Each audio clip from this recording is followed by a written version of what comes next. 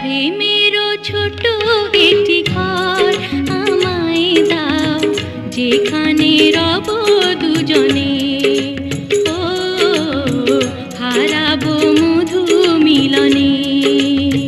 যে ছবি আমি এঁকেছি স্বপনে, তারে পেয়েছি জীবনে। ও রেখেছি দুটি নয়নে।